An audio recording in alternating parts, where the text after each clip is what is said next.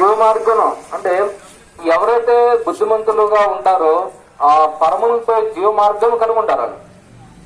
ఇంకా మరి జ్ఞానం లేని వారు, అందుకనే నీతిమంతుడు ఒక్కడు లేడు, దేవుని గ్రహించేవాడు ఎవరు లేడు చెప్తుంది. అంటే నీతిమంతుడు లేక, ఆ దేవుని వెతుకువాట్లు ఎవరు లేక, గ్రహించేవారు ఎవరు లేక, ఆ పరమజీవ మార్గం ఎవరిస్తారని గ్రహించకుండా లోకంలో జీవిస్తున్న వారందరి కోసం, అంటే వారందరూ నశించిపోవారని దేవుని లేఖనాలు స్పష్టంగా సెలవుస్తాయి. కాబట్టి నశించిపోయే మానవాళి కొరకు, అంటే మనకు చూడండి, మన మామూలుగా ఎవరు నశించిపోతారంటే భూమి మీద ఎవరైనా వ్యక్తిగతంగా శాస్త్రంగా భూమి మీద ఎవరైనా ఉంటారా? ఎవరు ఉండరు. అందరూ కూడా భూమి మీద ఒక దినమొచ్చి చనిపోవాల్సిందే అర్థము.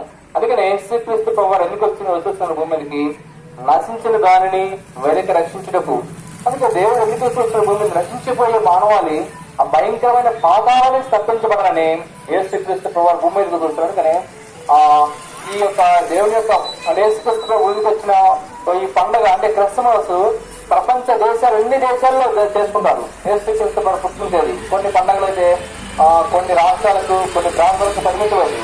కానీ యేసుక్రీస్తు ప్రభువారు పుట్టిన విధానాన్ని ప్రపంచ యావత్తు, ఈ భూమి ఎక్కడి వరకు ఉండదు అక్కడి వరకు కూడా అందరూ కూడా జ్ఞాపకం చేసుకొని, ఈ ఒక్క దేశమని కాదు, ప్రతి ఒక్క దేశము, ఎన్ని దేశాలు అన్ని దేశాలు యేసుక్రీస్తు ప్రభువారు ఆయన పుట్టిన విధానాన్ని, ఆయన యొక్క జన్మని స్మరించుకుంటూ నశించిపోయిన మానవాళి కోసము ఆయన రక్తాన్ని అంతా కూడా క్రైమ్ చెల్లించి వస్తూ భూమి మీదకి వస్తూ వచ్చినాడు. కాబట్టి నా ప్రియ సోదరుడు, ఈ మాట్లాడిన ఎవరైనా సరే యేసుక్రీస్తు ప్రభువారు ఎందుకు వస్తూ వచ్చినారంటే నీ కోసమే వస్తూ వచ్చినారని బహు స్పష్టంగా ఈ మైక్ శబ్దాన్ని మేము చెప్తూ వచ్చినామండి.